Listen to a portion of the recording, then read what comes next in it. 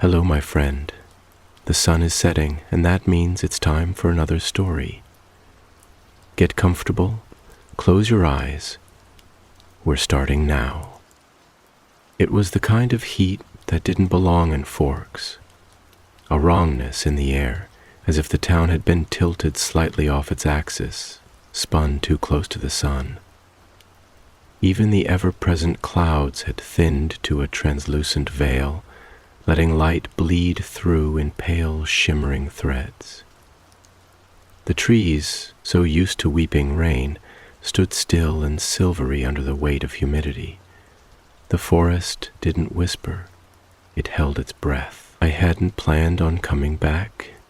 Forks had always been a place suspended in time, a sleepy town wrapped in mist and moss. Leaving it had felt final. But then out of nowhere the dream came, a flickering vision soft and strange, where I stood in the forest barefoot, staring at someone who looked like me but wasn't. Her hair was darker, longer. Her eyes held a sadness I hadn't yet earned, and when she opened her mouth to speak, I woke up.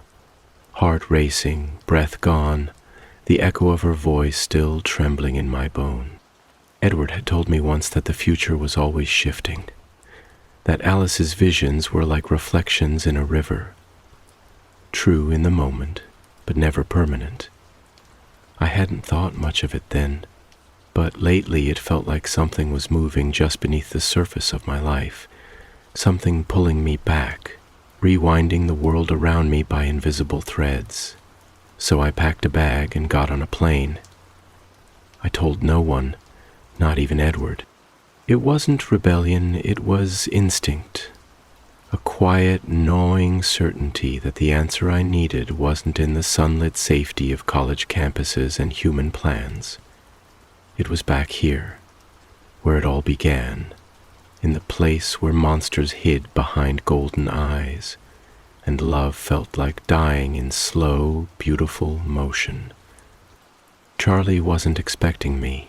His eyes went wide when he opened the door, squinting against the glare of heat as if I were a ghost made of sunlight. "Bells," he said, stepping aside, one hand still gripping the doorframe like he might fall without it. "What are you?" I shrugged, stepping inside as the heat followed me in like a second shadow. "Just for a little while. I needed to come home." But he didn't ask questions, Charlie never did. He offered me lemonade, muttered something about weird weather, and returned to the baseball game on TV. I went upstairs and stood in my old room, exactly as I had left it. Time hadn't moved here, not really. The bedspread still creased the same way. The stack of old books on the desk still leaned left. But the light was different. That was the first sign. Forks wasn't supposed to be bright, but now sunlight spilled through the windows in thin, sharp lines, glinting off corners and edges like it was trying to expose something. And outside, the trees didn't sway. They waited. The next morning, I walked into town. The streets shimmered with heat mirages, storefronts reflecting a kind of quiet unease. People moved slowly, wiped sweat from their brows, muttered about air conditioners and thunderstorms. But underneath all that normalcy, I could feel it. A tremor in the stillness, a heartbeat behind the silence. And then I saw her. She was standing across the street, half in shadow, half in sun, barefoot just like in the dream. Her hair longer, her face mine, but not. She blinked once, slowly, as if she were trying to remember me from a long time ago, and then she was gone. I crossed the street in a rush, my pulse roaring in my ears, but there was nothing. Just the shimmer of heat rising from the asphalt, and the distant sound of crows screaming over the trees. Back at the house, I found Edward waiting in my room, Not seated, not lounging, standing, perfectly still, by the window like a marble statue left behind by some ancient god. He didn't turn when I opened the door, just whispered, "You came back." I let the door close behind me softly, unsure how to explain myself. I had to. He turned then, slowly. His eyes were darker than I remembered, not in color, still that impossible amber, but darker in the way a lake turns black under a storm. His jaw was tight, his body too still. "You shouldn't be here." His voice was velvet and warning all at once. I took a step forward anyway. "Edward? What's going on?" He looked at me like he was memorizing something that would be taken from him, like he'd already lost it once before. "Things are shifting. Alice can't see, not clearly. There's interference. Something in the pattern's been broken." I felt a chill despite the heat. "What kind of interference?" He hesitated, just long enough to confirm that there was an answer, and that I might not want to hear it. "She saw two Bellas," he said finally, "at the same time." I didn't move, not even to breathe. He continued, quiet and bitter, like every word burned his throat. "One of them is real, you. But the other..." His gaze drifted toward the window. "The other is what the world should have become if you had died in Phoenix." I flinched. That wound, however healed, still lived deep beneath my ribs. "She's not a vision of the future," Edward said. "She's here, somewhere." Silence settled between us. I didn't know what to say. My skin felt too tight.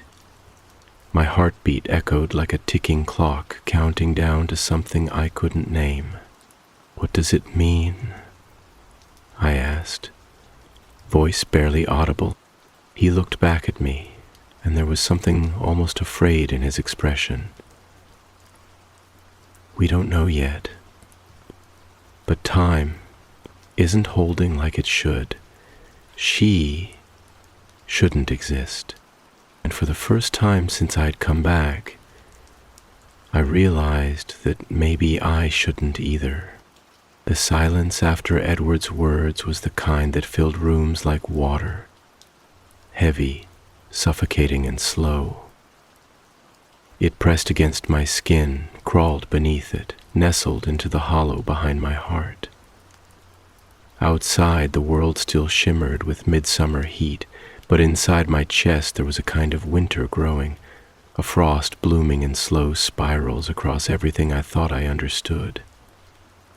The air in the room was so still, it felt unreal, like I had wandered into a memory instead of a moment. She shouldn't exist. I kept hearing the phrase over and over, like a song I didn't want to remember but couldn't stop humming under my breath. Edward's words hovered around me long after he'd spoken them, as though they belonged not just to the conversation, but to the very walls, the floor, the dust and the sunlight, as if the house itself had overheard something it could never unhear. And perhaps that was the cruelest part, that the shape of my life, so painstakingly repaired, so carefully balanced on the thin line between two impossible worlds, could be undone not by fire or fury or fangs, but by a shadow of myself that had slipped through some unseen crack in the universe. Edward hadn't moved since he said it. He stood as though rooted to the earth, as though the weight of the truth, or what we believed was the truth, had carved him into stone. His eyes, always unreadable to everyone else, were nothing but raw light to me. I could see it there, the ache, the fury, the helplessness that came from being immortal and still unable to protect what mattered most. I wondered in that still and terrible moment what it must feel like for him. To have lived 100 years, to have watched generations rise and fall like the tides, only to find the world unraveling in the hands of a girl who should have died on a blood-stained floor in a ballet studio in Phoenix. "You think she's real?" I said at last, my voice a broken thread barely pulled through my lips.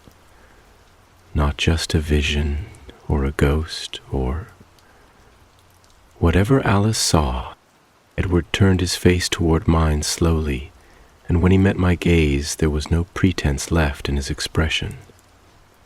Only truth, naked and trembling, like a flame held in a too-thin palm.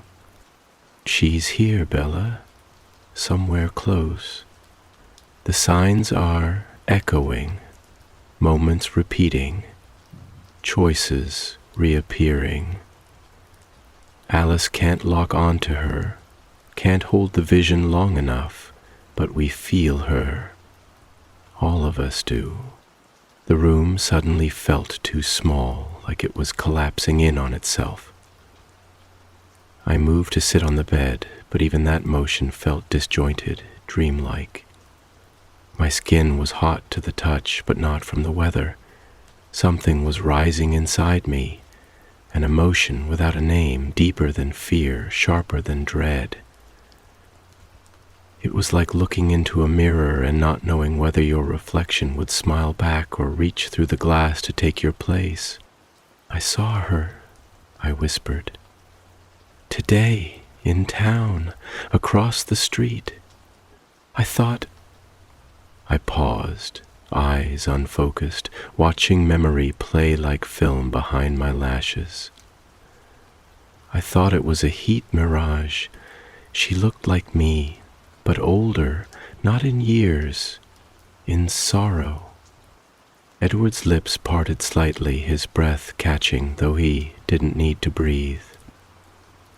"Then it's already started." I looked up sharply. "What has—" He began to pace slowly, measured steps like a pendulum swinging at half speed. His hands moved behind his back, clasped with the tension of someone holding himself together, thread by thread. "Time doesn't break on its own," he said. "It bends under pressure. And Bella—" His eyes met mine again, dark and glassy. "Your survival was the pressure point. You weren't meant to walk away from Phoenix. You weren't meant to make it to Forks again. To the meadow. To me." I shook my head, rejecting it instinctively, like a body flinching from a wound. "You said there's no fate. That we choose. That our choices matter." "They do," he said gently, stepping closer. "But sometimes when a choice is too heavy, the world around it splits. It compensates. And whatever this is, whoever she is, she might be the balance the universe demanded when it couldn't erase you." My chest tightened. "So what happens if we find her?" His voice dropped to a near whisper, low and strained. "We don't know. But if two versions of you exist in the same thread of time, the weight will eventually tear something apart."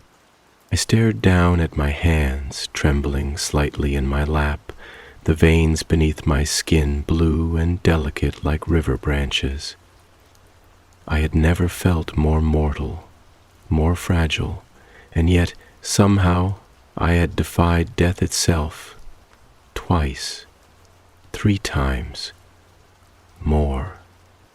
I had walked through fire and ice and darkness and love, and still emerged on the other side with a heartbeat. And was that what this was? The price of survival? The haunting of a life that should have ended and simply didn't? A low rumble echoed in the distance, and we both turned our heads toward the window. The sky had begun to change, deepening into the bruise-colored hues of twilight, clouds thickening at the edges like smoke curling in slow motion. The wind, absent all day, stirred suddenly, shaking the branches in sharp, urgent bursts, as if something unseen had passed too quickly beneath them. "Someone's coming," Edward said, his voice taut. "Something old." And with those words, the air in the room shifted. A chill swept over my shoulders, and in the mirror across from me, I swore I saw my own reflection blink out for half a second, replaced by eyes darker than mine, lips fuller, skin ghost pale, and an expression I couldn't understand. Grief or warning. Then it was gone. That night I couldn't sleep. The heat pressed down like a second skin, clinging to every surface, saturating the air until it felt too thick to breathe, too heavy to move through. The fan in my room stirred the stillness with a dry, lifeless hum, offering no real relief, just a mechanical rhythm, like the pulse of some weary, invisible heart beating against the walls. I lay in the dark with the sheet twisted around my legs, my skin damp and restless, my eyes wide open and unfocused, staring into the ceiling as though it might speak to me if I waited long enough, if I listened hard enough, if I believed in the magic of silence.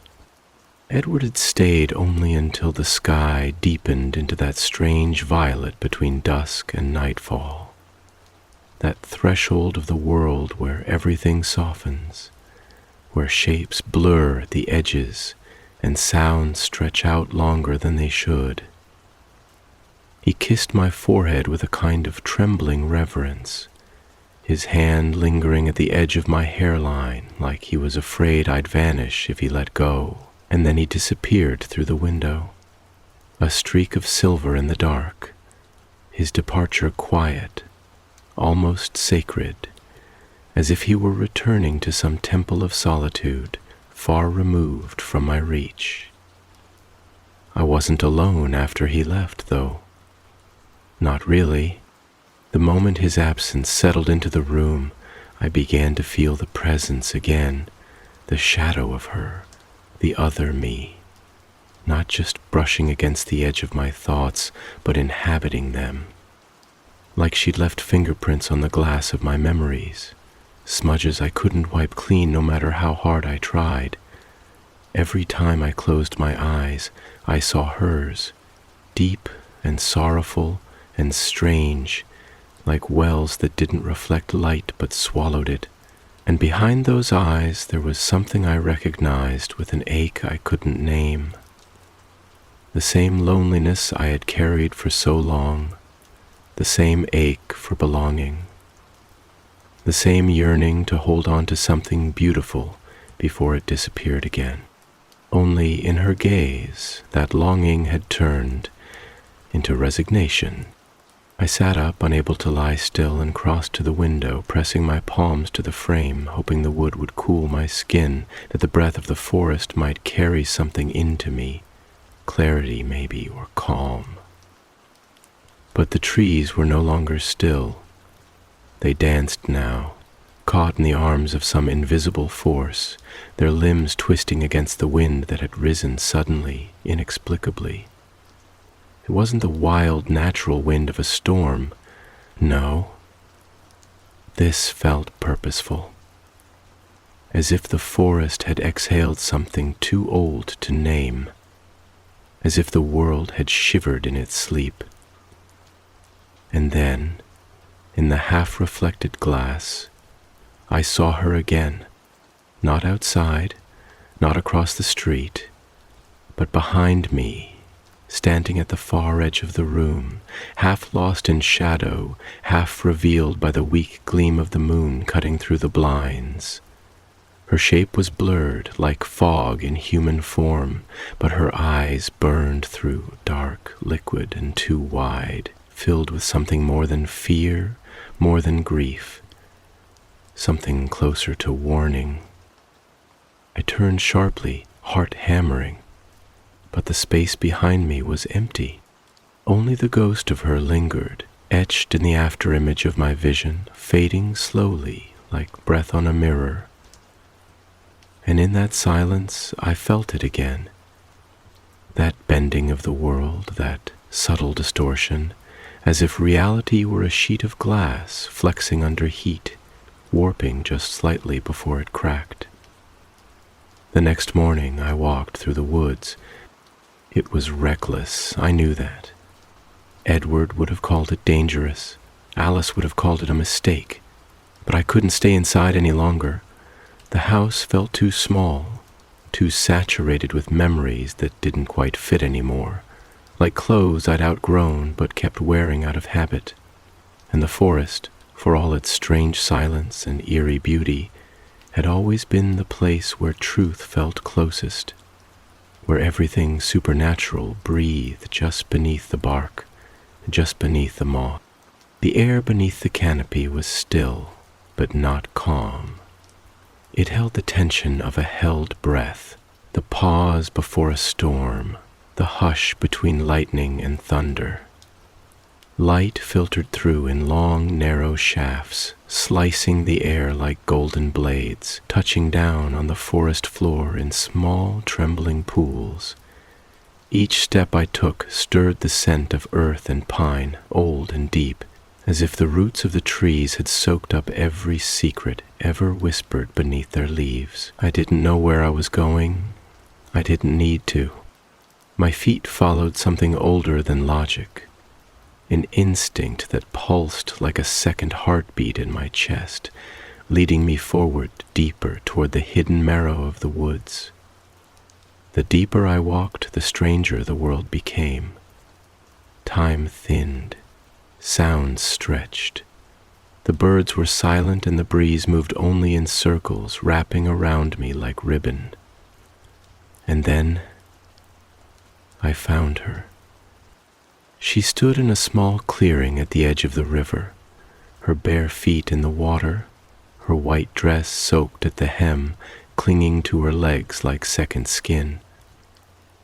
Her back was to me, her hair hanging in long, loose curls down her spine.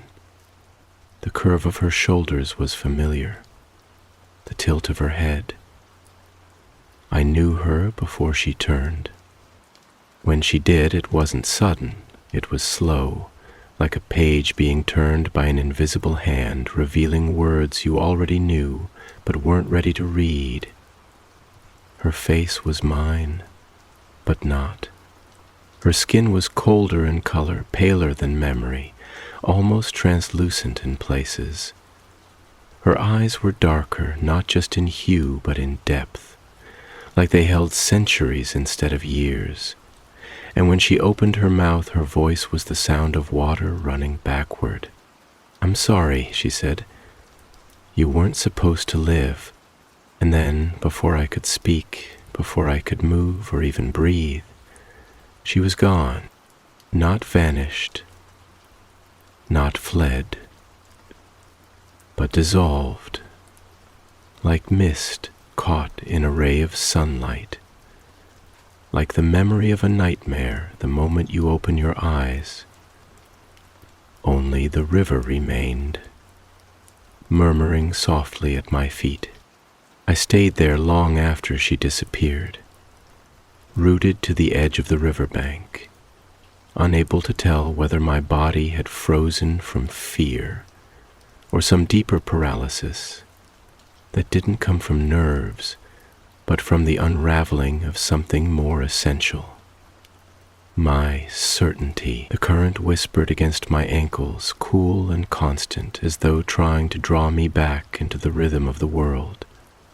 But I remained still, adrift inside the echo of that moment, replaying her words in my mind over and over until they bled into one another like ink spilled on damp paper. You weren't supposed to live. It should have sounded impossible, absurd, cruel. But it didn't. It sounded familiar. It sounded like something I had once whispered to myself in the hidden corners of pain, in hospital beds and near-death silences and midnight tears when everything had felt too heavy to carry. I had questioned my own survival before, how I could walk through fire and wake up whole, how I could stand next to gods and monsters and still be just me.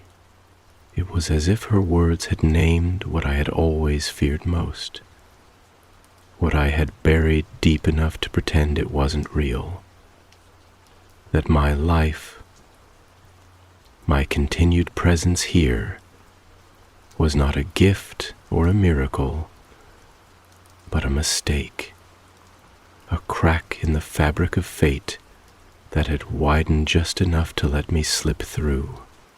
Eventually I turned back through the trees, my body moving like it belonged to someone else, my limbs heavy, my breath shallow, my heartbeat oddly slow. The path looked different on the way back, as if the forest had shifted slightly in my absence, its roots reaching out in new directions, its trees standing a little taller, a little closer together, as though they'd been holding a secret meeting in my absence, and now regarded me as an intruder. The sky had darkened while I'd been in the clearing, the sun retreating behind a bruised layer of clouds that churned low and slow above the treetops. The colors had drained from the world, everything reduced to shades of ash and pewter and pale green, as if the earth itself were being washed in grayscale, preparing for something colder, something stranger.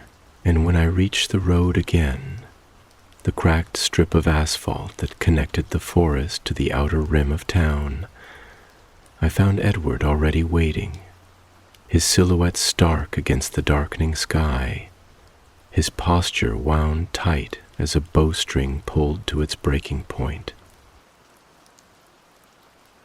He didn't speak as I approached, not right away, not until I stood within the reach of his shadow and he could see the expression on my face, the hollow that had begun to open behind my eyes. Then, and only then, did he move toward me. Slowly, like someone approaching a wounded animal, like someone afraid that the touch of truth might shatter whatever was left of me. "She found you," he said, and it wasn't a question.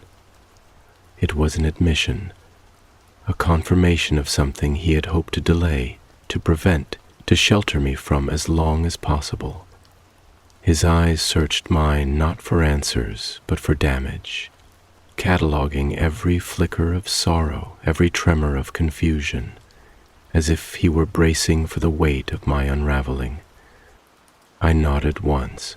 She said, "I wasn't supposed to live." Edward closed his eyes, and in that moment his face collapsed in on itself, not in defeat, but in grief, deep and silent like a cathedral mourning its own crumbling stones. He reached for my hand, his fingers cold as river glass, and pulled me gently to his chest, wrapping me in the kind of embrace that felt less like comfort and more like preservation, like he was trying to hold me together by sheer force of will. "There are ancient rules," he murmured against my hair, his voice low, barely audible over the rising wind. "Laws older than Volturi decree, older than vampire kind, laws of balance, of time, of death, owed and life paid. No one speaks of them anymore, because they're too dangerous, too sacred. But I think we've stepped into their shadow now, and once you do that, there is no turning back." I didn't answer. I only listened to the slow rhythm of his breath, felt the steady rise and fall of his chest beneath my cheek, and wondered how something so cold could still feel like the only warmth I had left. The world around us trembled quietly. not with earthquakes or thunder, but with something more intimate, more unnerving, a subtle wrongness in the atmosphere, a tension like the one that stretches just before a tear, a seam pulled too tight, a thread about to snap. "I think she's tethered to you," Edward said after a long silence. "A mirror of the moment you were supposed to die, the version of you that did die, somewhere, somewhen. And now she's been pulled here, to this time, this place, because something is trying to restore that lost symmetry, to reclaim the balance your survival disrupted."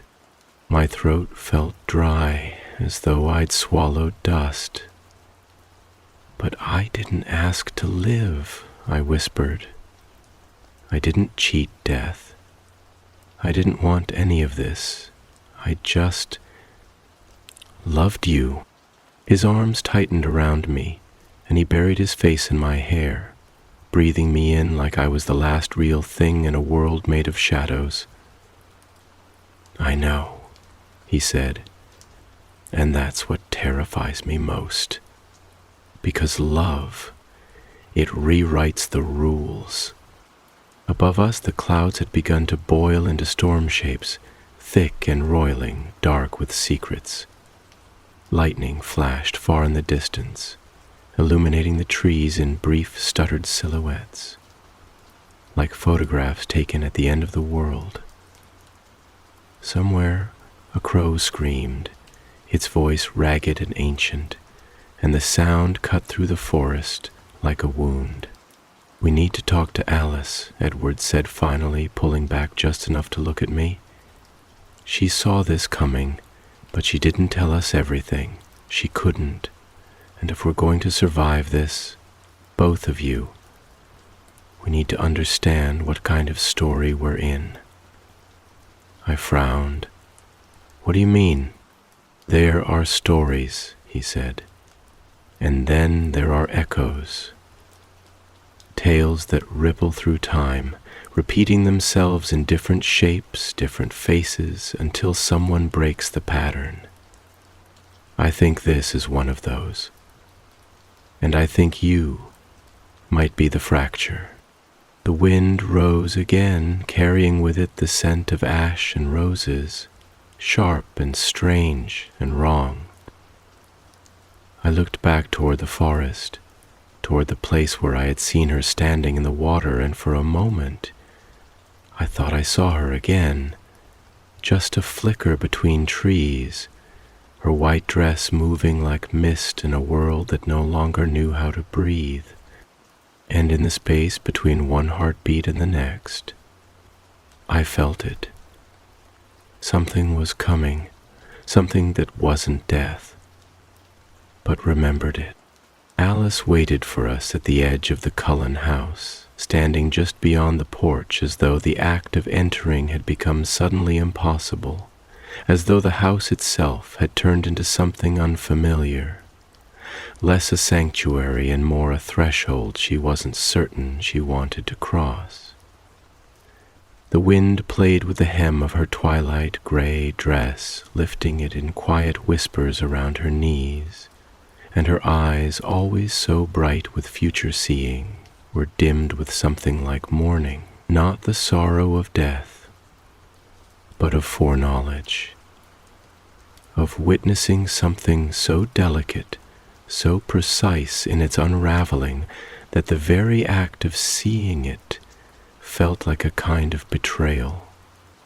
She didn't speak as we approached, not until we were close enough to touch, to feel the static in the air between our bodies, the strange charge that had begun to follow us like a second atmosphere.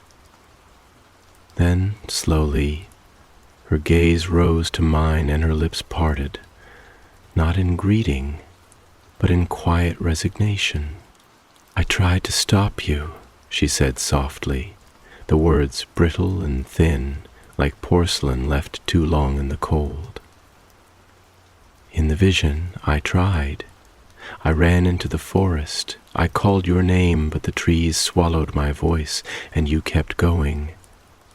You found her at the river, I nodded, the image already branded into my mind, the silver curve of her back, the way the water wrapped around her ankles like devotion, the tilt of her head before she turned to speak the words that had cracked something inside me.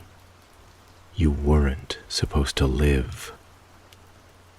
A sentence simple in construction, but devastating in implication.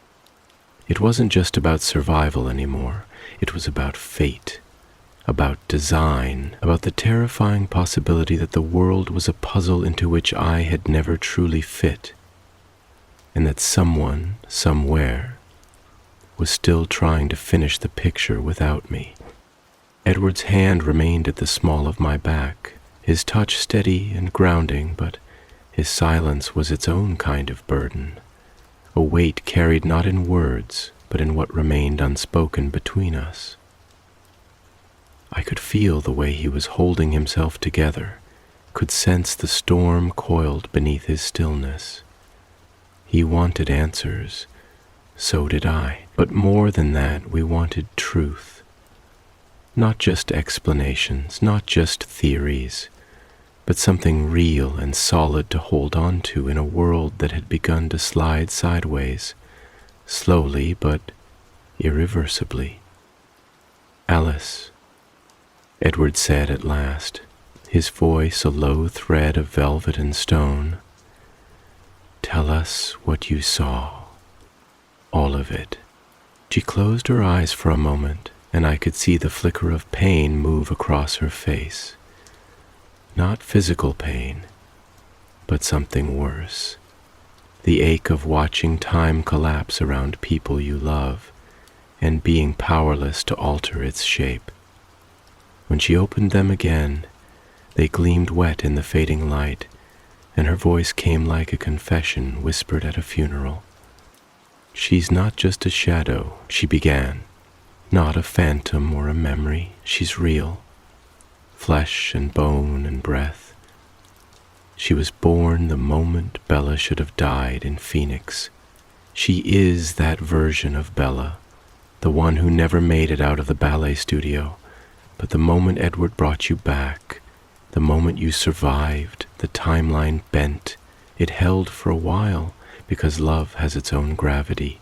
But now, after so many brushes with death, so many stolen seconds, the world is trying to correct itself. The fracture is widening, and she's here because the balance has tipped too far. I felt my knees weaken beneath me, the weight of her words pressing down with the unbearable pressure of truth. But how can we both exist? I asked, my voice cracking in the dry summer air. How can the world hold two versions of the same person? It can't, Alice said simply. Not for long. Silence rippled out from her words like shock waves through still water. I looked at Edward, who had closed his eyes, jaw clenched, his fingers pressing just a little too tightly into the small of my back. He was calculating, strategizing, fighting, not with fists or speed, but with thought, with love, with that fierce and unyielding need to keep me safe, no matter how reality twisted to make it impossible. There's more, Alice said, and her voice dropped lower, darker, as though we had not yet reached the most dangerous part of the truth. She's not alone. A single beat of silence passed, like a skipped heartbeat in a too-still room. Another vampire arrived 2 nights ago, she continued. A nomad. Ancient, but not like the Volturi. Older. Stranger. Her name is Kalia. She doesn't drink human blood. She drinks time. I stared at her, the words too strange to make immediate sense. What does that mean? She doesn't live through centuries, Alice explained, her voice now tight with urgency. She feeds on them, on temporal breaks, on the places where time weakens and buckles. She travels along fractures, slipping between versions of the world like a spider through cracks in a wall. She's drawn to moments of distortion, to the echoes of Bella. I took a step back without meaning to, the weight of this new name, Kalaya, settling like lead across my shoulders. It sounded ancient and sharp and cold. It sounded like something that didn't belong in this world, but had found a way in regardless. She believes Bella was supposed to die, Alice said, that her survival broke something fundamental, and now that the echo, the other Bella, is here, she sees it as a feast, a place to feed, a way to make the timeline bleed enough to tear it open completely. Edward swore beneath his breath, a sound low and furious, and his eyes flashed gold in the dimming light. And if she succeeds, then neither Bella will survive, Alice whispered. And this world, this version of the world, might not either.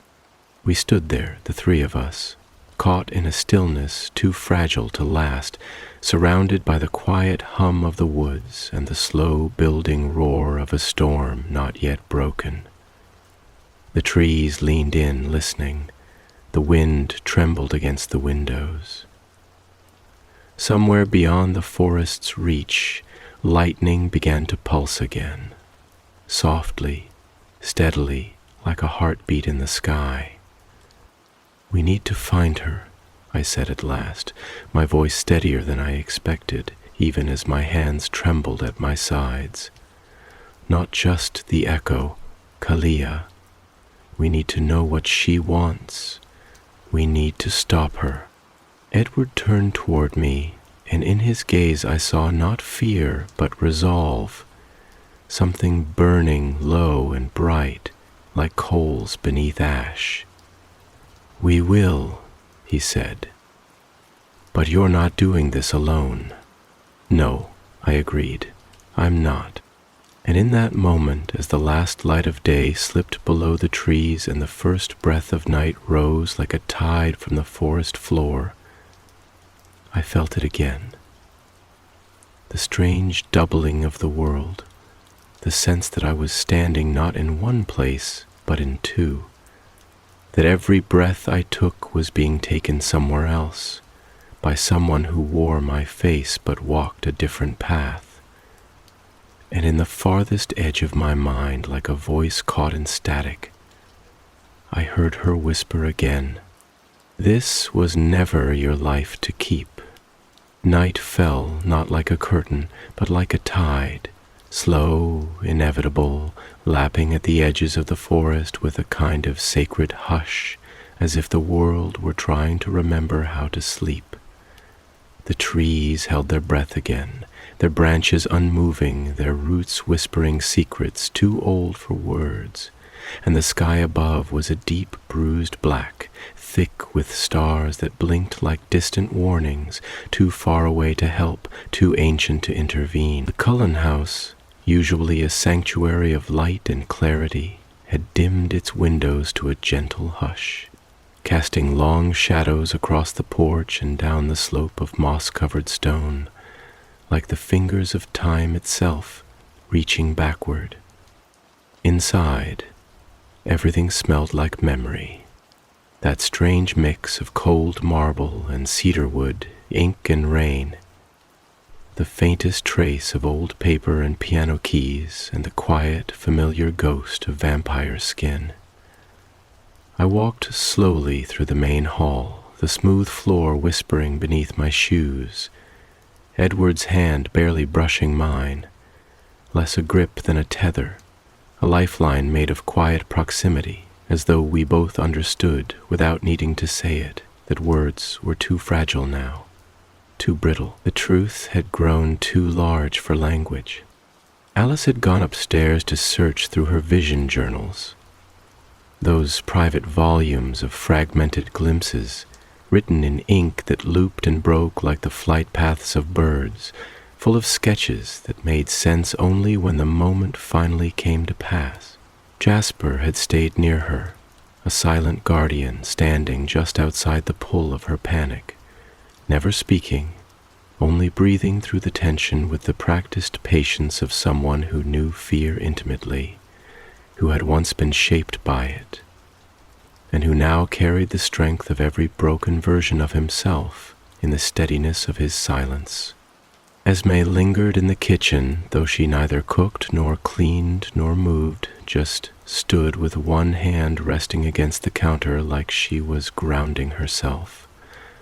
Her face as soft as ever, but threaded through now with something heavier than worry, a maternal ache that went beyond her immortal years, as though she could feel something unraveling in the very air and had no stitch strong enough to sew it back. Carlyle hadn't returned from his search yet. He'd gone hunting, not for blood, but for knowledge. He believed there were ancient texts, obscure testimonies, whispers hidden in old translations that might speak of temporal fractures, of beings like Kalaya who wandered between the layers of time like ghosts, searching for bodies to haunt. He had left with that calm, resolute grace of his, a man still pretending that knowledge could be armor, that logic could be light, though we all knew there were some darknesses that had never been catalogued.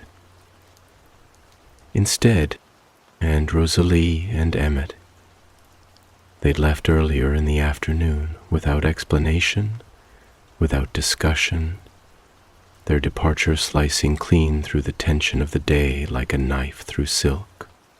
Perhaps they couldn't bear it.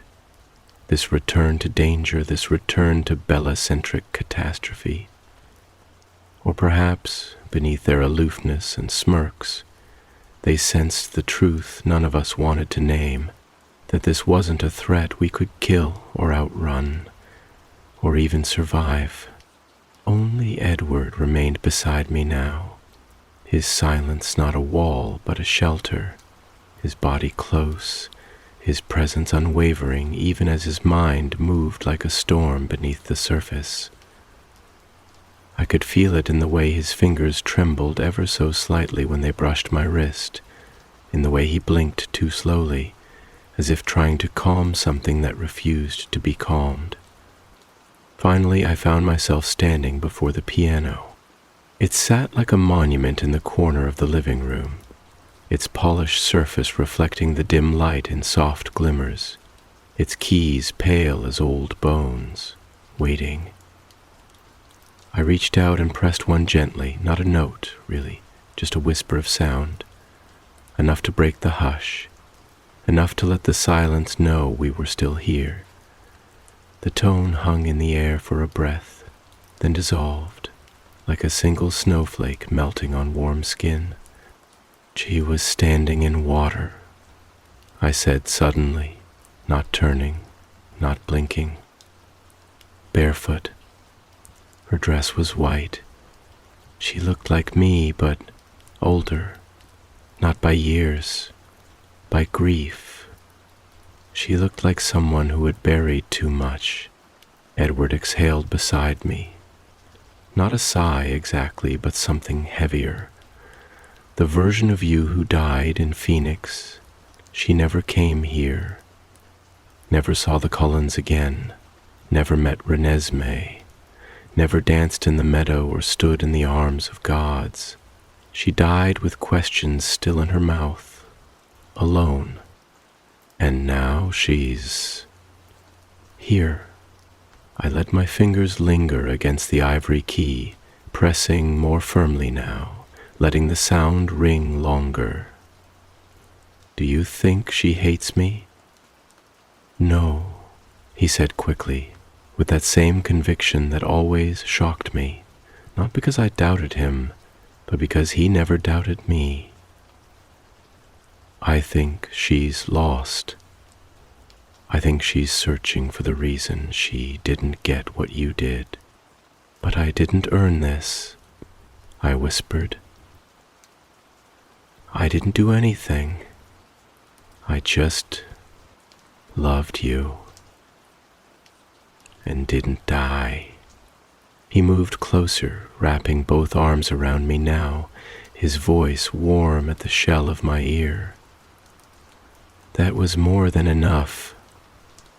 I closed my eyes, resting my head against his chest, listening to the absence of his heartbeat, the stillness where mine pounded far too loudly. In his silence there was always more meaning than anyone else's words, because he listened, truly listened, not just with his ears, but with everything he had left behind when he stopped being human. "We need to find Kalaya," I said finally. And the echo, "I want to see her again. I want to talk to her." Edward didn't reply at first, but I felt the shift in his body, the subtle tightening of resolve, the ripple of agreement that ran through his still frame like a tremor through marble. "We'll find them," he said, "but when we do, you need to be ready. Because once you see yourself clearly, you can't unsee, and there's no going back." Outside, the wind had risen to a howl, not a storm yet, but a promise. The forest was no longer just a place. It had become a corridor, a liminal passage between what had been and what should never have been. And as I stepped into it again, with Edward's hand laced firmly through mine, the air itself felt changed, heavier somehow, more saturated with the quiet weight of unseen things.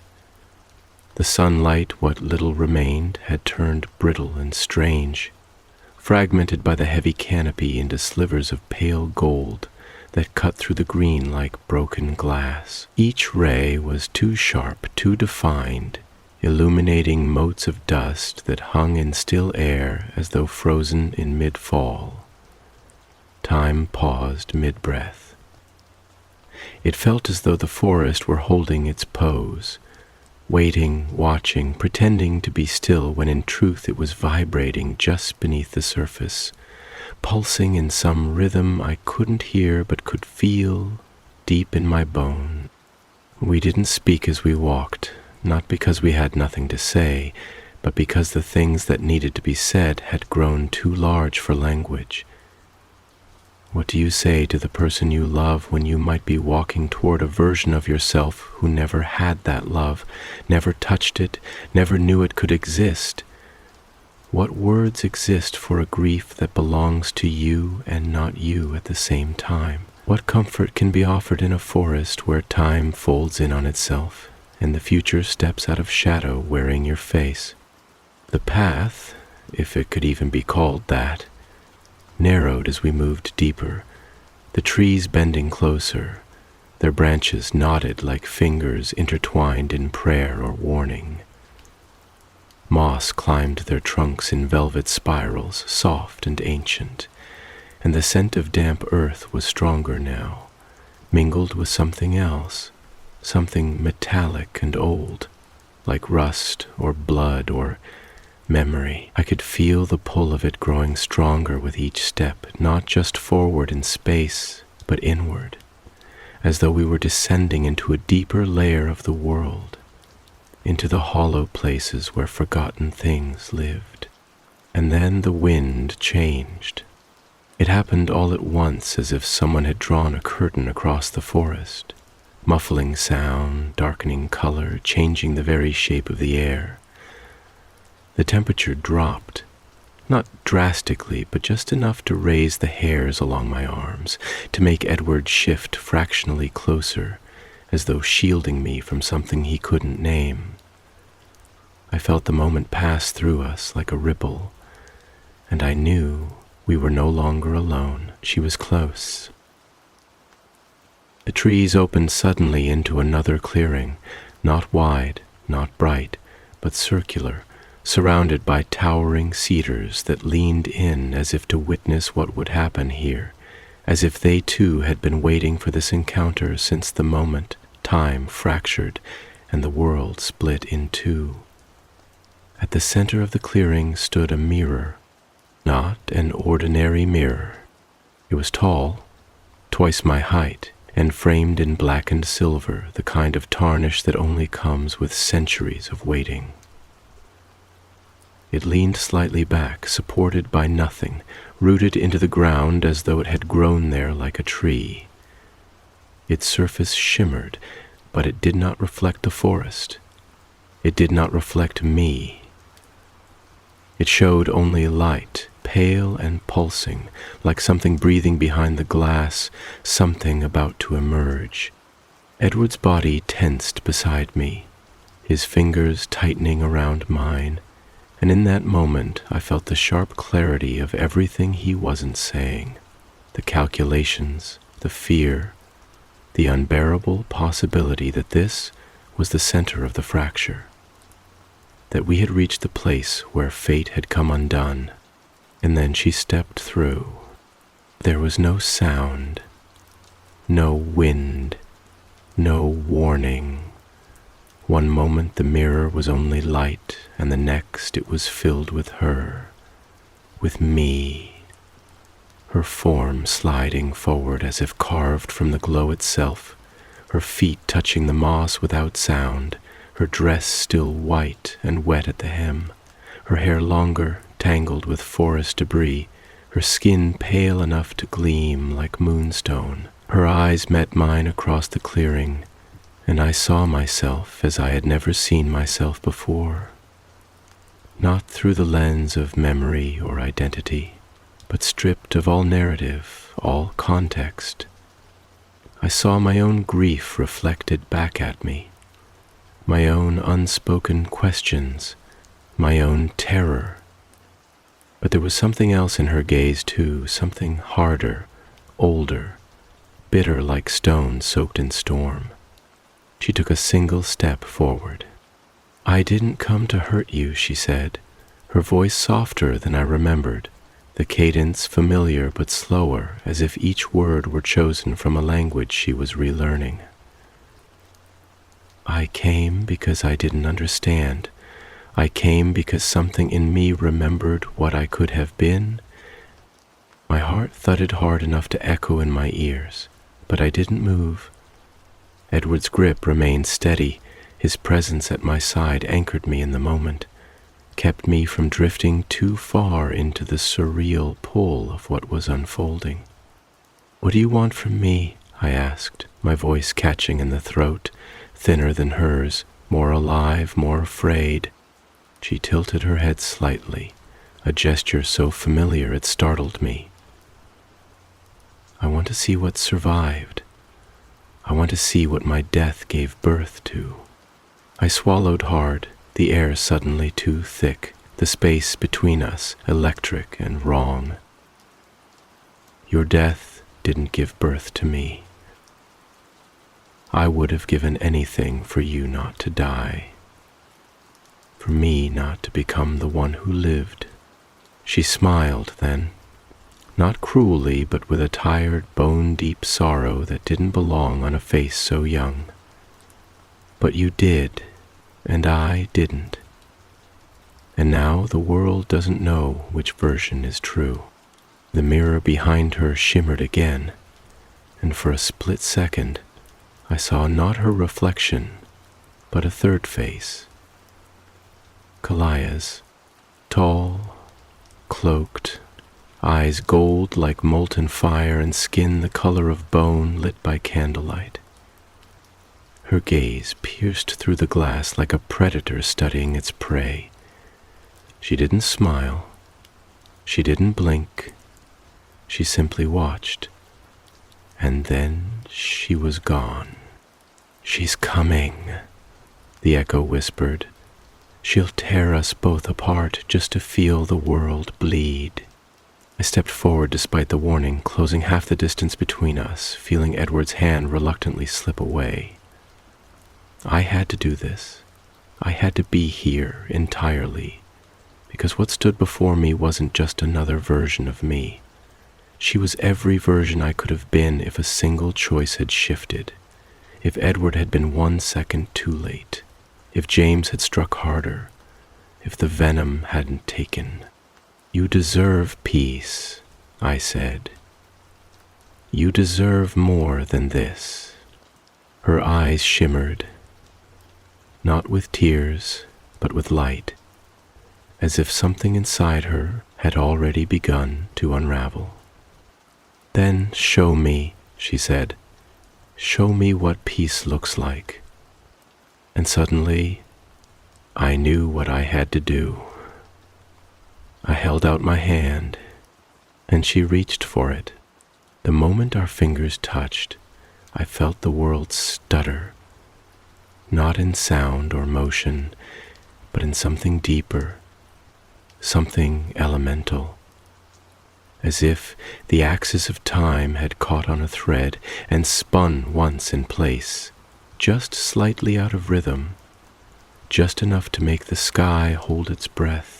Her hand in mine felt like touching water that remembers being flame, cold but restless, alive with something ancient and volatile, something that had never fully died, even when her heart had stopped and her blood had stilled and her body had been left behind in a ballet studio full of glass and silence and shadows. Her skin wasn't exactly like mine.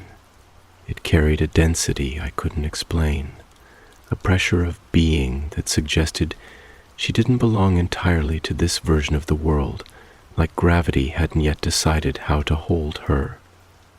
And yet, our hands fit together. Not perfectly, not like Edward's hand in mine, but eerily, seamlessly, as if the shape of my life had always contained the absence of hers, and now, for one fleeting, terrible moment, that absence had filled itself in. Light surged between our palms, not radiant, not golden, but silvery and dim, like the glow of a distant moon reflected on water.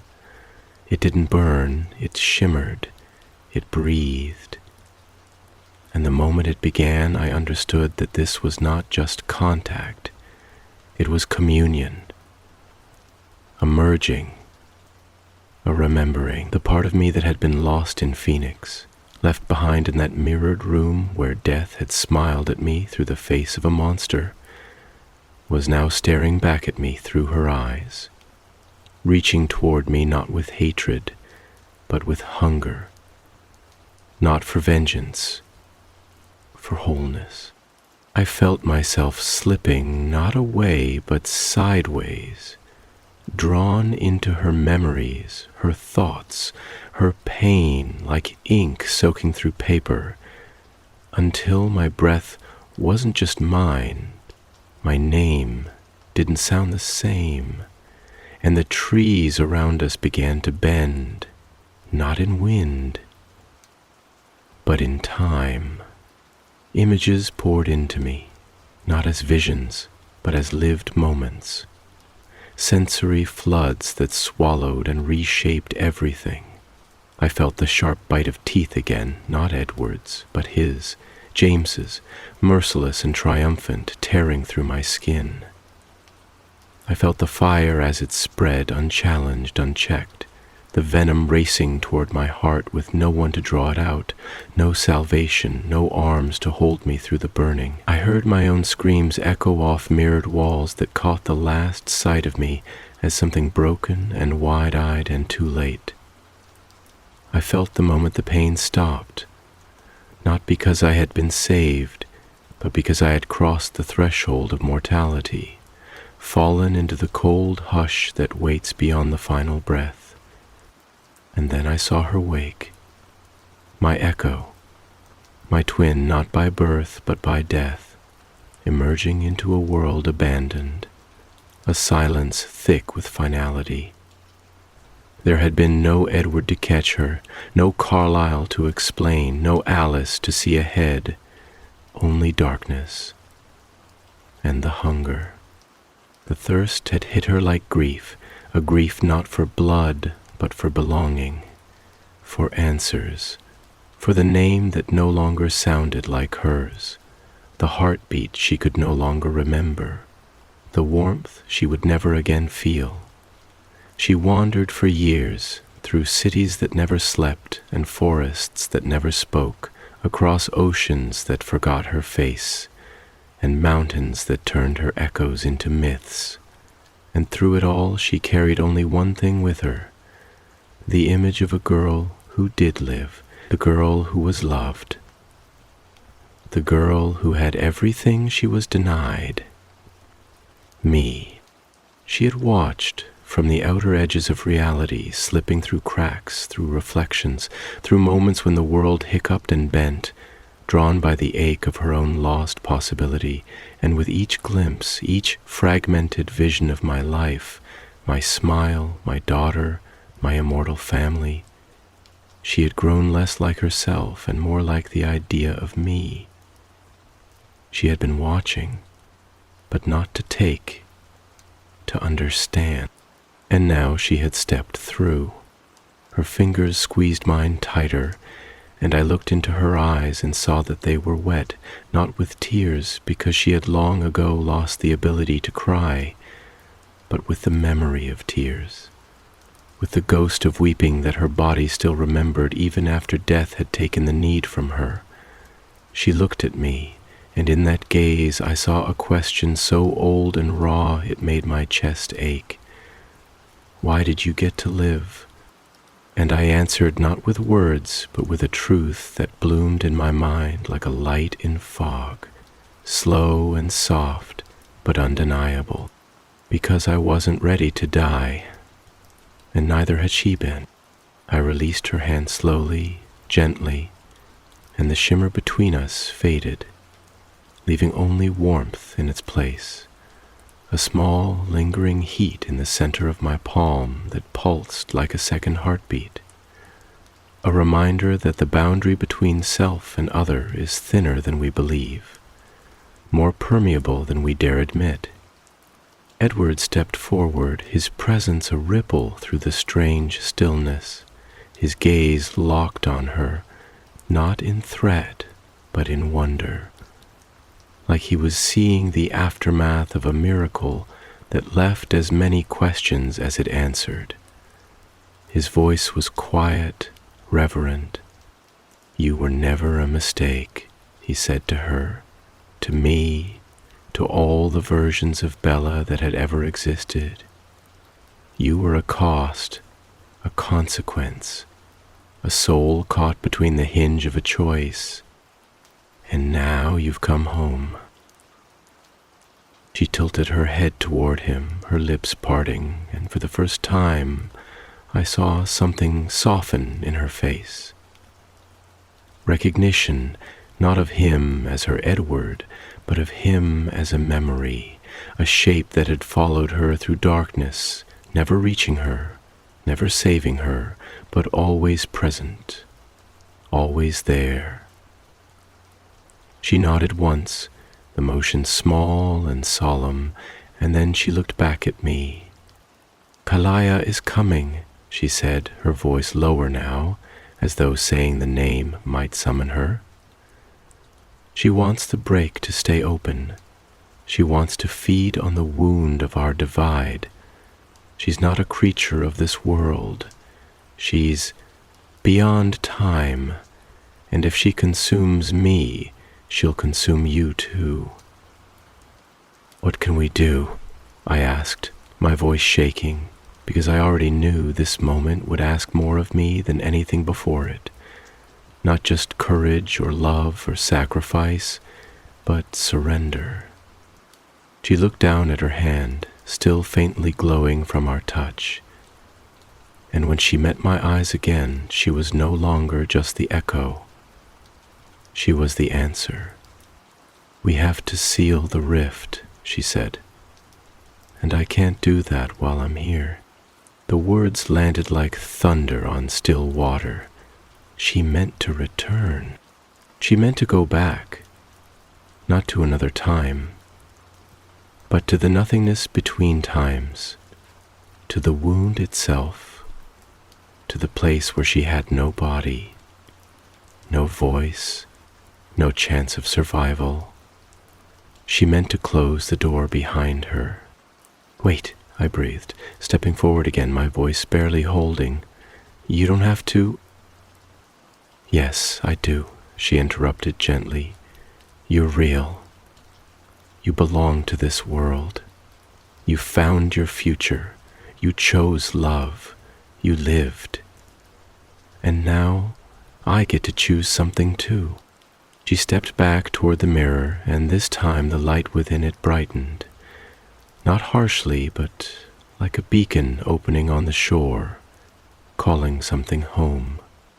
Edward moved beside me, and together we watched as she placed her hand against the glass, not pressing through it, but merging with it, her form beginning to dissolve, her outline softening, the light around her body growing brighter and more transparent until she was almost a wisp. A shadow made of mercy. She looked back one final time, and she smiled. Not sadly, but free. And then she was gone. The forest held stillness in a new way, not as silence, but as aftermath. The breath the world takes once something immense has passed through it and left its imprint, not in broken branches or scorched earth, but in the air itself. In the air the light resumed its patterns across the trembling leaves. The mirror no longer stood in the clearing. Where it had once pulsed with an otherworldly shimmer, there was now only the soft indentation of ground flattened by something heavy that had once existed but no longer did. It was like a footprint left by time itself, barely visible but impossible to forget. The trees, those ancient watchers, had begun to lean back, resuming their stretch toward sky, their rustling no longer a warning but a lullaby, as if the forest were singing her away. My echo, my shadow, my other life. And I stood there, unmoving, my hand still suspended in the space where she had been, my fingers curled slightly as if to grasp something that had never quite belonged to this world, something too fragile and too necessary, too ghosted with sorrow and too bright with hope.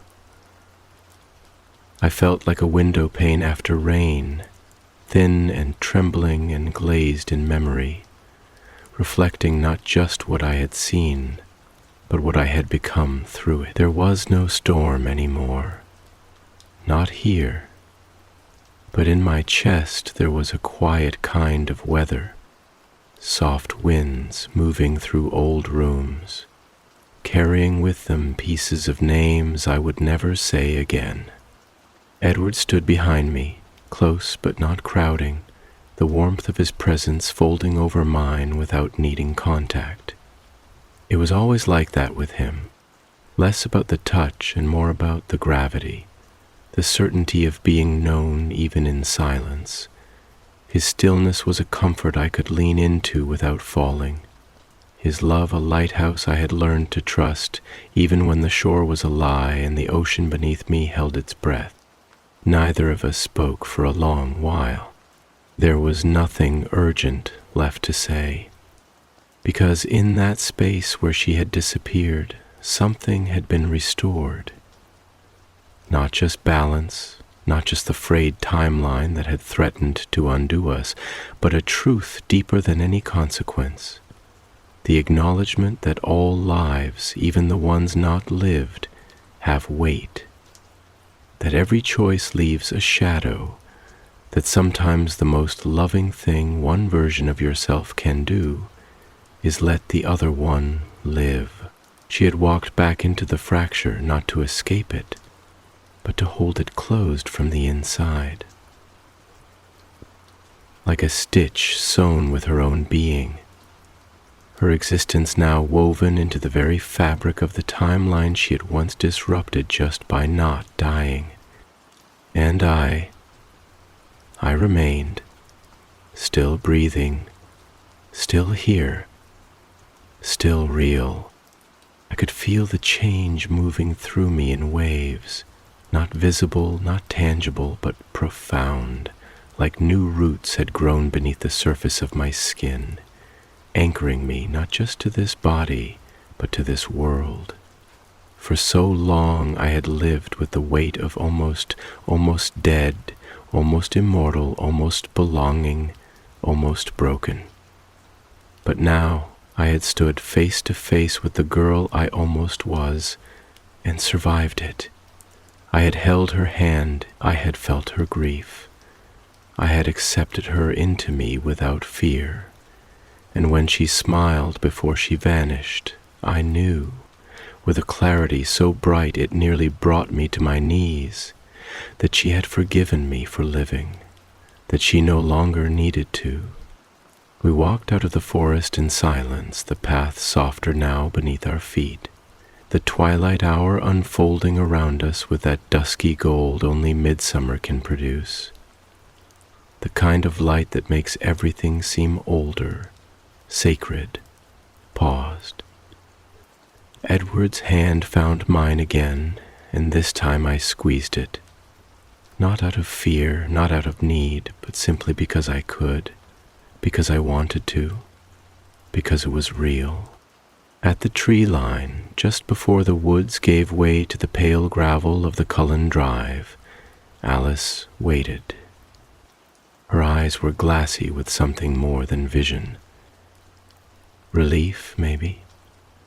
Or the final uncoiling of dread that had held her for days. She stepped forward and touched my face, so gently it felt like a farewell, but her voice when she finally spoke was threaded with warmth. "She's gone, isn't she?" she asked, and though it wasn't a question, I nodded anyway. "Yes," I said, "but not lost." Behind Alice, Esme stood in the doorway of the house, her face etched with quiet awe, and farther back Jasper lingered with that stillness he carried like a second skin. The whole house seemed to exhale as we approached, as if even the walls had been holding tension. And now, with the mirror gone and the time rift closed, something more than air returned to the space. Peace. Not the fragile kind, the kind built from endurance, from understanding. Later that night, I sat in my old room, the windows open to the dark, the air thick with midsummer warmth, and the chirr of unseen insects weaving their lullabies through the trees. The stars above Forks were unusually clear, unusually close, as if they too had crept down from the heavens to keep watch, to bear witness to the end of something sacred. I sat with a journal in my lap, its pages still blank, the pen trembling lightly in my hand, not because I didn't know what to write, but because the story no longer needed to be told. Not for anyone else, only for me. I had always feared being forgotten, but now I understood. What matters most is not whether your name is remembered, but whether the life you lived honored the one you didn't.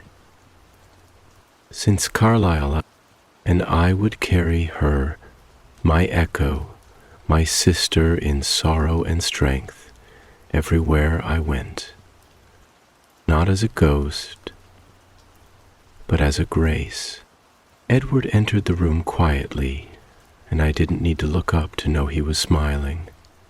He always smiled that way when the night was soft, when the danger had passed, when he could just be. He sat beside me without a word, and we watched the stars in silence, the weight of time no longer pressing against us like it once had. The clock ticked on. The world turned, and in the middle of July, where it all had begun again, I let the past go, not as something to forget, but as something I had finally, fully forgiven. And the night, in response, held me gently, like it knew, like it always had,